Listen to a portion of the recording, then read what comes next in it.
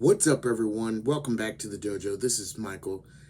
And today, as we continue down our deep dive of scary/horror anime, we go down to open the book. Now, yes, we've already entered the tomb of Nazarick from Overlord, and we've already spent time with Lord Ainz Gon and the other members of the Tomb of Nazarick, and the floor guardians like Albedo and Shoutier. So, I figured today that I would ask you a question, and it's a simple question. What would you do? Which path would you take? Let's say a mysterious book with the word death note written on it appeared before you. What would you do with it?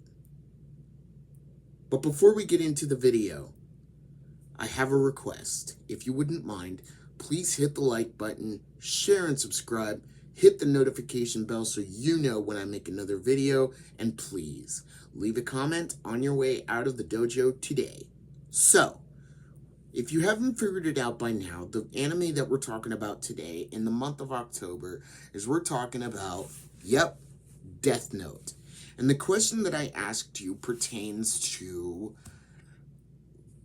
two characters in the main story. Okay?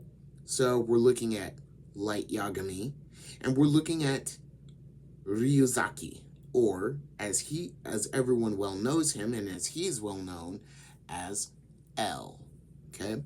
So here's a reason why I asked you this question when it concerns Death Note. But first, what is Death Note? What is a Death Note? And your next question might be, Michael, why are you talking about death? Bear with me here. Let me get into it for you. So, for those of you that don't know, back in 2006, during Adult Swim's, well, I guess we can say Adult Swim's early years and everything like that, there was a show called Death Note. Now, for many of you Death Note lovers out there, you guys know where I'm going to go with this, and you guys already know the story, but I'm talking to the ones that don't know about Death Note. We follow the story of Light Yagami. Light Yagami is just your normal, average, typical student who is essentially a genius. He wants to follow in his father's footsteps of becoming a police detective one day, and he's very good at deducing, surmising, and everything that it takes to be a detective. Yeah?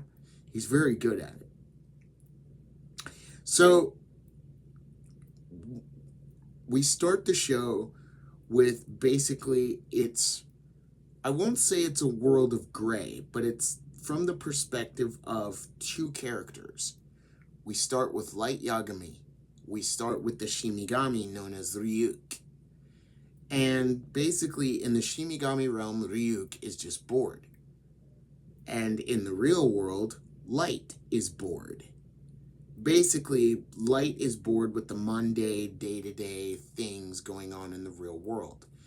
Getting up for school, going through school, listening to other people, going home from school, eating dinner, doing it all in one giant rotation over and over again, right?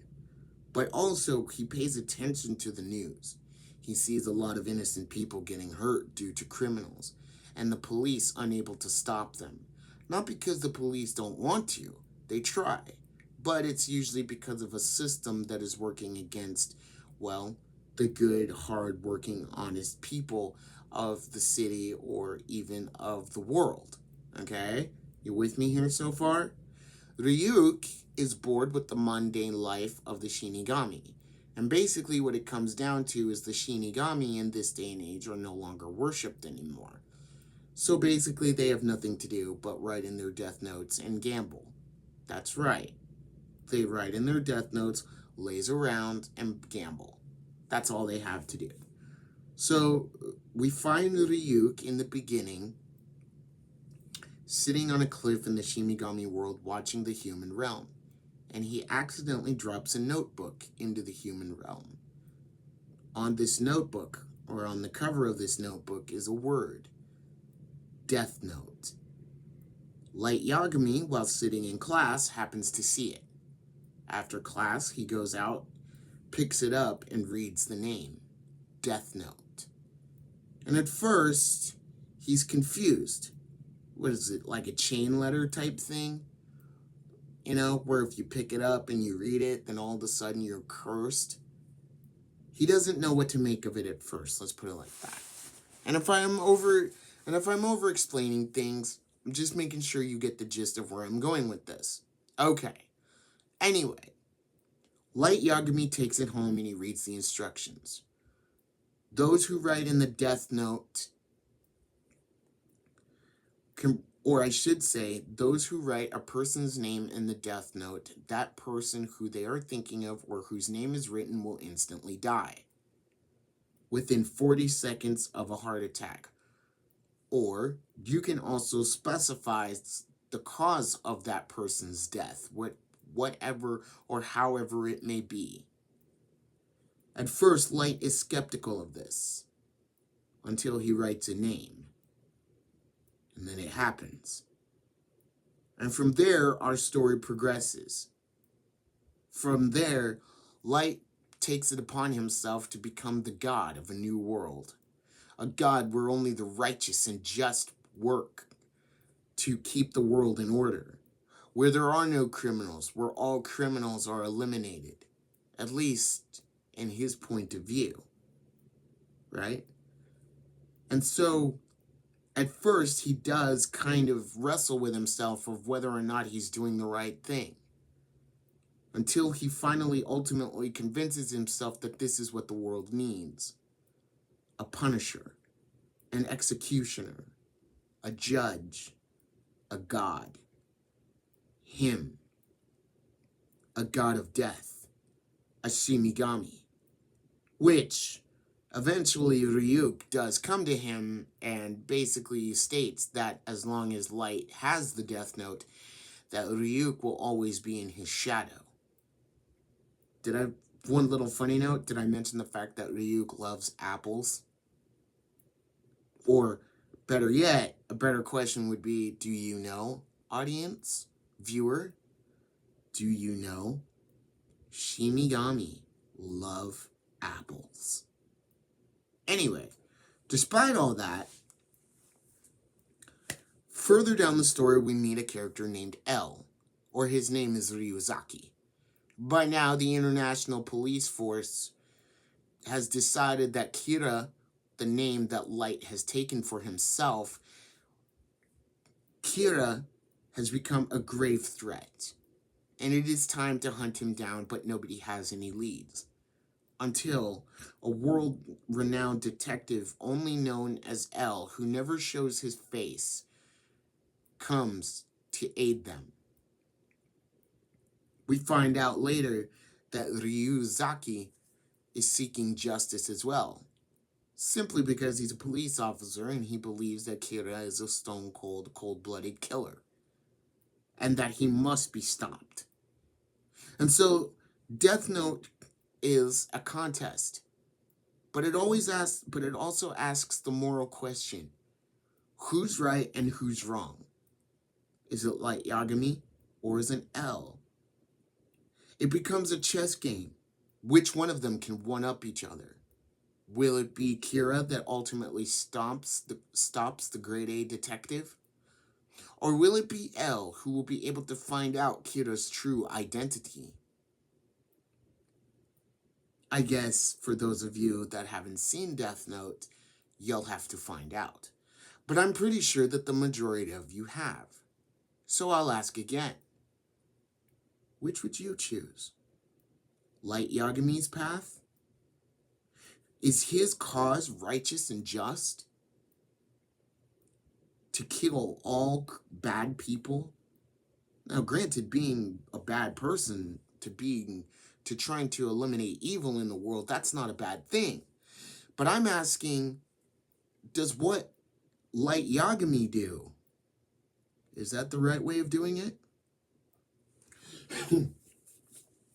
Or, excuse me, by the way, or Is is L's way, is L's path the right way? Is just to put them in jail and let them serve their penance, let them serve their time. Let me throw it to you like this. For all of you Marvel comic fans out there, okay? Now, I know what you're thinking before I ask you this question. Michael, what does this have to do with Halloween? Bear with me here, okay? So let me ask you this. Think about it as like Daredevil and the Punisher.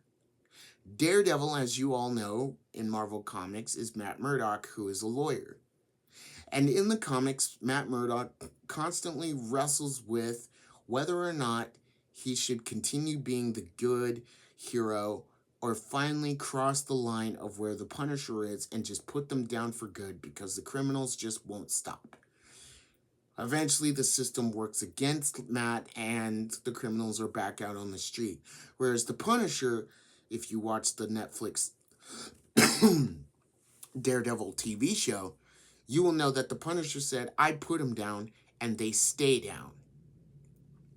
So who's right and who's wrong? Is it L or is it Kira? Do you follow Kira or do you follow L? Which choice will you, the choice is yours. Which choice will you choose? So, now, to the more important question. What does this have to do with Halloween? What does this have to do with scary stuff? I mean, isn't L, isn't Light, isn't Death Note as a whole, isn't it just a kind of a, what would you call it, a mystery genre, you know, kind of like noir story? Yes, you would be right. However, I introduced to you what makes Death Note not just an amazing show, but it can also reach the realms of horror and fear and scary and spookiness. Now, I have to say that the three Shinigami in this show, the third one I can't remember, but the Shinigami, they can be kind of scary. I mean, the bags under Ryuzaki and L's eyes, those are pretty scary. But how about Light himself? How about Light Yagami himself, who is turned from a good-natured, good-hearted kid who ultimately wants to follow in his father's footsteps and become a good police detective and wants to protect his family and protect the world? What if I told you that the Death Note itself turns Light Yagami into a monster? Yeah. I'm going to let that sink in for you for a second. Let it sink in. The Death Note is the one that turns Light Yagami into a monster. Better yet, how about this? All who wield the Death Note, all who use the Death Note, it turns them into monsters. It turns them into selfish monsters. It turns them in, it perverts their ideals, their way of thinking. Because with the Death Note's power, essentially, you do become a god. What would you do with it? Would you use it to save lives? Or would you use it for your own selfish ambition? Like I've said in this video before, the choice is yours. Light Yagami made his choice. He knew what he wanted to do from the very beginning. And that is when he started to transform from just a normal person into the psychological monster that you not only love to fear, that not only you love to see, but in a way, you also love to hate. Unless you're Misa Amane, in which you worship what Kira or Light is doing for the sole simple fact that maybe the world, or maybe